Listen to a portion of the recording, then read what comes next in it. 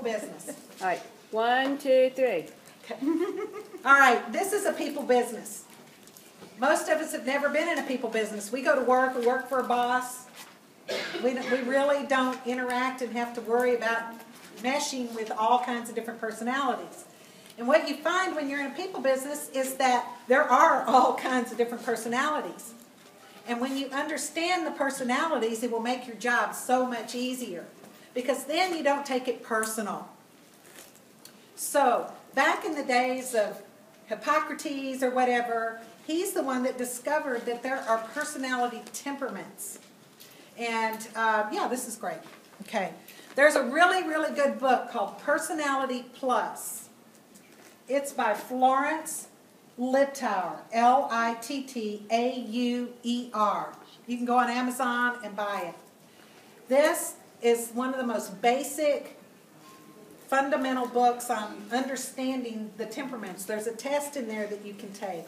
You can also, on the journeytodiamond.com that I gave y'all earlier, log in, believe, password, do it now. There's a personality test in there as well, online, that you can take. It's important that you know your personality and then learn the other personalities, because then you'll be able to know how to better to relate to people.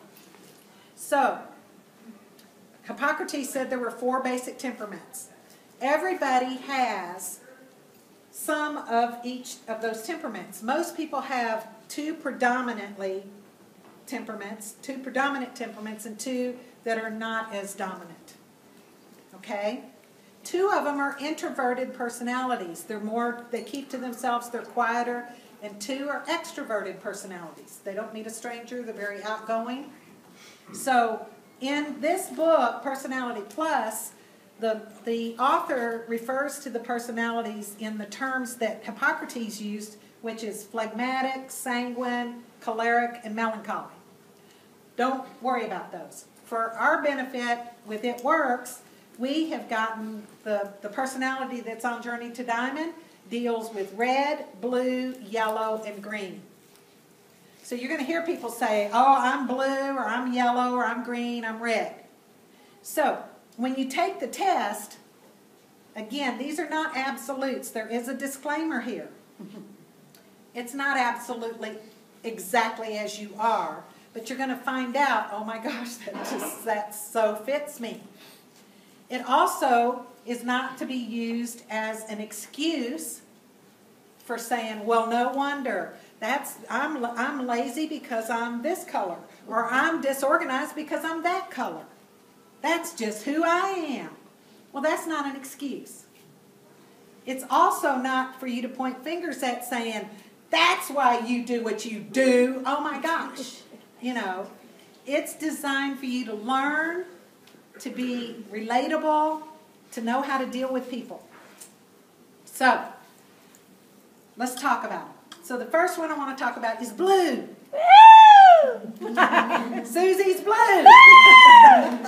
Okay, your blue personality is going to be an extroverted. They're very outgoing, very bubbly, very friendly, very enthusiastic. They're full of life. They are the life of the party. They walk into the room and everybody knows they're there. They come in, I mean, they are radiating all over the place. They dress pretty boldly. You know, they usually are going to be outlandish in their style of dress. They're bold. You know, so every single personality has strengths and it has weaknesses. The goal is for you to work on your strengths, develop those, really get to the core of what your strength is as your personality. Whenever you have determined what it is by taking the test, then you work to develop those strengths and then work on dealing with the weaknesses. So the weaknesses of a blue is they're very disorganized. They're very scattered. They're very forgetful. They repeat over and over. They talk a lot. They're excessive in their talking. They are, you know, they're loud, they're boisterous, they have a loud laugh. You know, they're just, they're life of the party type people. They are the party. When you hear a blue talking, they're going to be talking about fun. How fun it is. So when you recognize that you're talking to a blue person, you're going to talk about how much fun we have. You're going to talk about how, awesome. We get to travel. We get to go neat places and everything. See, a blue personality is very spontaneous. If you call up a blue and say, hey, let's go to Vegas, they're ready. They're going to go. They don't need advance notice. They're ready to go at the drop of a hat. You need me to get my toothbrush. Right? Okay, so that's the blue. The blue is, they don't like organization. You can kind of tell if you walk into a blues closet, it looks like a volcano erupted in there. Nothing's in its place. Nothing is organized. It's a mess, actually. They got stacks here and there of everything. Their office is a mess. Their desk is a mess. Everything's a mess. But they're having fun. And you can tell a blue parent, too, because they let their kids do things. And they let their kids just do things, oh, that'll be so much fun, let's do that. And they're the house that all the kids want to go to. Because their parents are, that parent is fun. A lot of fun. Okay? So that's the blue. Then you've got red. Red, okay, there's a red, there's a red. So how many are blue? How many think they're blue? I'm blue, red. I'm blue. Part of it. Part's blue. I've got some blue for sure. Okay. Like a big blue. Red. Red is the other extroverted personality. Now, red are your very goal-oriented, driven personalities. They're natural-born leaders. They're very... they're driven. I mean, they're strong. If you think of General George Patton, the movie Patton, that's a red. They tell it like it is. They're very opinionated. They will speak before they think. And sometimes they can hurt people's feelings. And they don't mean to. They're just telling it like it is. They have very little patience for imperfection. They have very little patience, period. When, the red, when you have a person who is highly dysfunctional in red, they are bossy, critical. Nobody can do it as good as them. They are very opinionated. They're very tactless. Why don't you stand up here? But reds, you got to have reds. Reds are decisive. They're strong. They're just, they're going to get the job done. They're the ones that are going to say, do this, do that, do this, do that, do that, and get it done. You've got to have reds in your business. You've got to have blues in your business. Blues are going to keep it fun. Reds are going to get it done. Okay? So, based on that, how many think they're red? Okay? Reds? All right. Then we got green. Okay, greens are, you're very organized, analytical, very cautious, very, they have to think everything through. They're planners. They're chart makers. They're graphs, maps. They're all about planning. They know exactly how many toll booths there are on the way on their vacation. They'll have exactly the right amount of money. They know exactly where they're going to go. They know when they're going to leave, what time this and what time that. They're very organized. They're not spontaneous at all. They have a really hard time with change. They're very inflexible at times. My daughter, for a perfect example, I'm blue. I'm spontaneous. I don't plan things. I just think, oh, let's go to the movies. I'll call her. Hey, let's go to the movies. Mom, why didn't you call me yesterday? I need to put that down on my calendar. But that's why I hired her to be my assistant, because she keeps me straight. She's all about the numbers and all about the figures. A green personality, you've got to have them in your group because they know all the rules. They will read every single policy and procedure.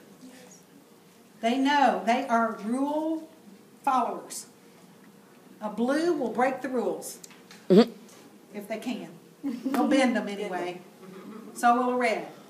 They'll ask for forgiveness later. But a green, By the book. By the book. Very, very analytical. Their drawers are all color coordinated. All their socks are lined up. Their desk is neat and orderly. Everything has its place. If anything's out of place, it bothers them. Their closet is color organized. All the jeans in one spot, all the shirts in another, and they're all color coordinated.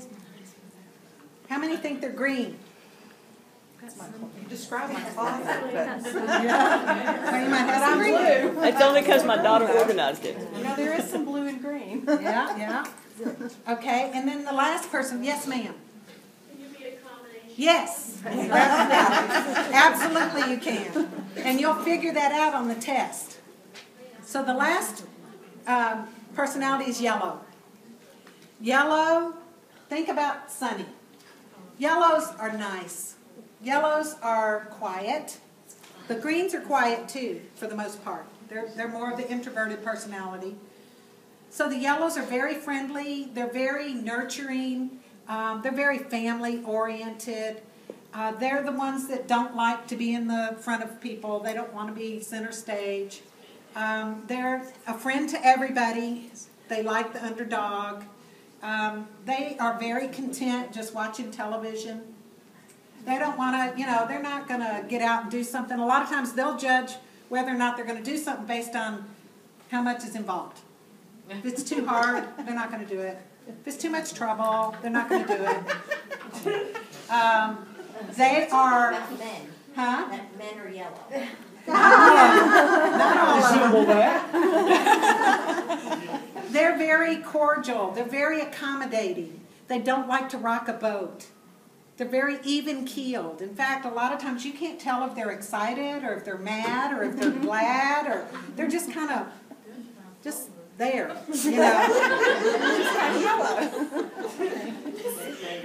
So yellows want to keep peace. Yellows don't like arguments. A red will argue with you. Oh my gosh, they love a good argument.